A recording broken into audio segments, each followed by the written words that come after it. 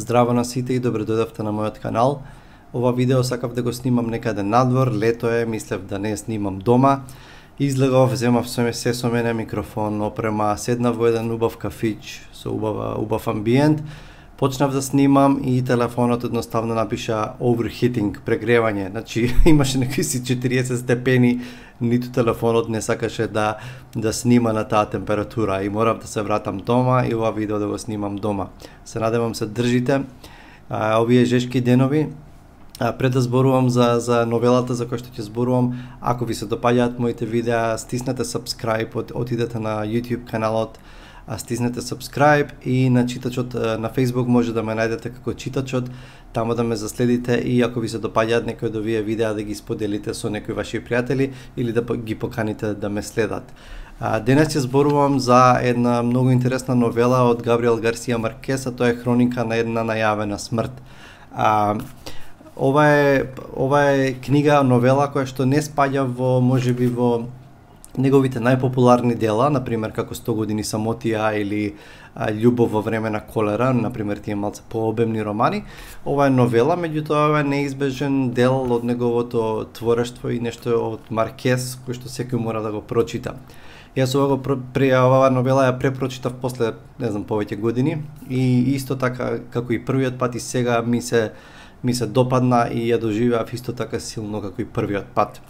Значи ова е ја издал во 1981 година Маркес и се вика мерак ми е, не знам дали точно ќе го кажам на шпански, ама морам да го прочитам. Кроника de una muerte anunciada. Интересно е што ме изненади што веднаш 83 година била издадена на македонски овој превод. Ова од Вања Чашуле преводот, значи ова е стар превод, меѓутоа сега е во ново руво, во ново издание. Ова издавачката куќа Арсламина ја има издадено, ја реиздадено оваа со баш фина корица, убави ми глед како што гледам повеќе негови дела од Маркес ги реиздаваат во слични вакви корици, барем ги личи пофалба од мене за корицава. Значи, зошто решив да ја препрочитам и зошто да се потсетам на оваа новела од Маркес и зошто мислам дека секој треба да ја прочита. Неколку збора за контекстот. И сега ќе ви прочитам како почнува првиот параграф, ќе ви го прочитам од оваа новела и ќе кажам нешто повеќе за контекстот и зошто мислам дека треба да се чита ова дело. Вака почнува новелата. Дента кога ќе го отепаа, Сантјаго Насар станал во 5:30 часот из утрината за да го пречека бродот со кој доаѓаше бискупот.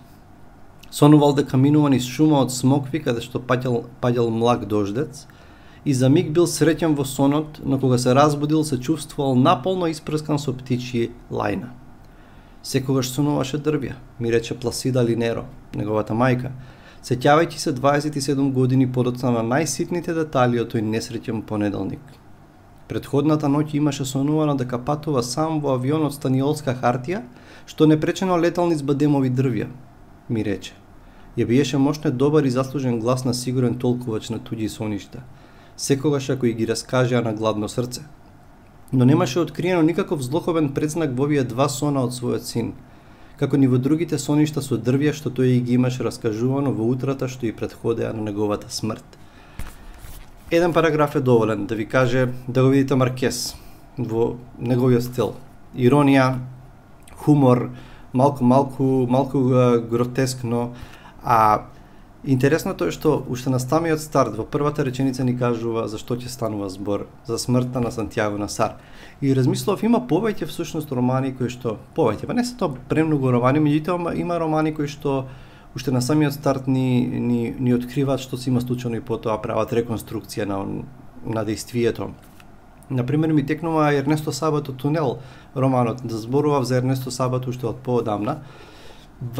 Тунел почнува на сличен начин, каде што всушност нараторот кажува сега ќе ви кажам што се случи пред да ја убијам, парафризирам, пред да ја убијам Марија Ерибарне. И потоа го открива крајот. Всушност сите три романи на Сабато почнуваат на сличен начин, откриваат нешто на самиот почеток. И Маркес го прави истото тоа тука. И не се прави спойлер ако се даде контекстот. Работата е што Сантјаго Насар живее во ова мало карипско место, селце да го наречеме. Претходната вечер заедно со другарите е отиден на свадба. Свадбата трае до доцна, свадбата е меѓу Бајардо Сан Роман, еден доселеник во селото, во градчето, и Анхела Викарио. Свадбата трае до касно. Анхела Викарио и Бајардо одат нели кај него дома. После неколку сати тој ја носи кај низините дома и вели нели е гневен целиот, всушност и тврди дека нели таа не била девица на првата брачна ноќ. Незините мајка ја претепува, се случува скандал. Незините двајца браќа близнаци, близнаците Викарио, решаваат да ја одбранат незината чест. Зошто? Затоа што таа кога ја прашуваат, кога ја притискаат, вели кој беше тој, кој е виновникот, и таа вели Сантјаго Насар. Никош нема да дознаеме дали на вистина Сантјаго Насар, тоа Маркес го прави на многу интересен начин, дека Сантјаго Насар на вистина е виновникот. Тие тргнуваат да го да ја одбранат незината чест и да го убијат Сантјаго Насар. Значи тоа е контекстот и тоа не е никаков спойлер, затоа што убавината на ова дело има историјата е во тоа како се расплетуваат, како се прави реконструкција и се расплетуваат, се спојуваат сите тие нишки во тоа, сите тие линии и личности од тоа место кои што знаат дека Сантјаго Насар ќе биде убиен, а по склоп на околности никако нема самиот тој да дознае. Она што го прочитав е дека всушност Маркес е инспириран од вистинска приказна која што се вели дека била во него, мислам во негово најверојатно подалечно семејство, каде што нормално тука има додадено некои работи, меѓутоа на вистина имало таква приказна каде што некоја нечија нели не биле близнаци, во тој случај бил еден човек кој што решил да ја одбрани честа, нели да го обели образот на на неговото семејство и ќе изврши такво убиство. И Маркес го зема тоа и прави реконструкција некоја го зема како основа тој настан, значи вистинска случка која што се случила некаде во 50-тите години. И сега нараторот на ова дело, на оваа новела, се навраќа после многу години, се враќа во тоа место и разговара со сите тие луѓе и на некој начин прави некоја си новинарска, детективска реконструкција на настаните и ги распрашува. И интересно е како што ги распрашува, тој кажува дека од различни луѓе од нив, значи се различно се сеќаваат на настаните.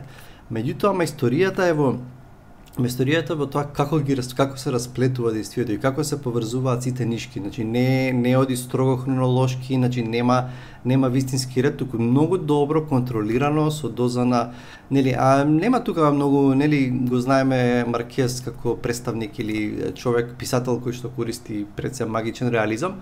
Не е тука магичниот реализам, не доминира, меѓутоа неговата иронија, хуморот, значи онака смешното, па на моменти и саркастично доаѓа до израз и гледаме како буквално се прави реконструкција на неколку часа од крајот на таа свадбена веселба до некаде са бајлето на кај не знам колку 8 часот на пример. И како сите во селото, сите во местото дознаваат, се раздвижени и знаат дека Сантјаго Насар ќе биде убиен. Меѓутоа на некој начин нема да го спречат тоа. Некои нема да го спречат тоа затоа што нема да можат, некои ќе пробаат да го спречат тоа, меѓутоа поради сплетна околности нема да успеат. Значи, има историјата на ова дело, значи не очекувајте не знам каква, ако не сте го читале, знам дека многумина од вас сте го читале, вреди да го препрочитате, сега го има во ново издание. Не има историјата во не знам каква неслушната приказна.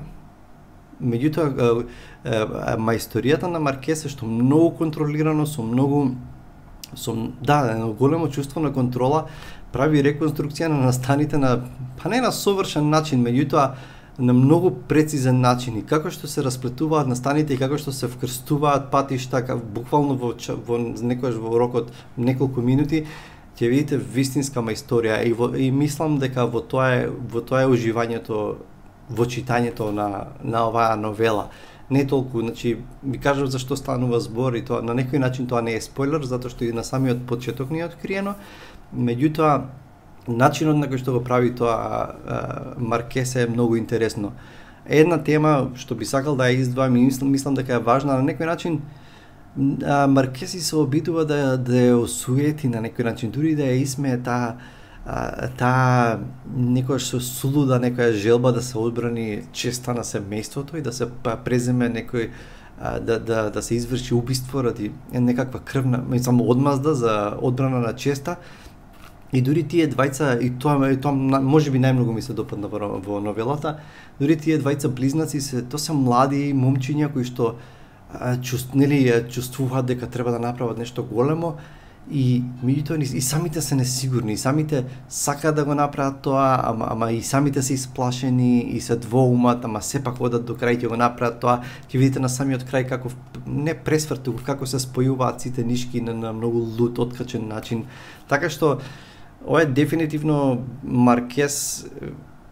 маркесовска, не знам, новела или маркесовски стил на раскажување, откачен лут, и дефинитивно вреди да се прочита. Значи, ви ја препорачувам, можете да најдете, можете да си ја земете од библиотека, може некој од вас ја има дома во ние стари, имаше едно портокалово издание кај што беа на полковникот нема кој да му пишува и хроника на една најавена смрт, и тамо беа истите тие две новели во едно издание. Како и да е, моја препорака за ова дело од Маркес, читајте го Маркес општо, чувајте се и следете ме за наредни рецензии. Поздрав од мене.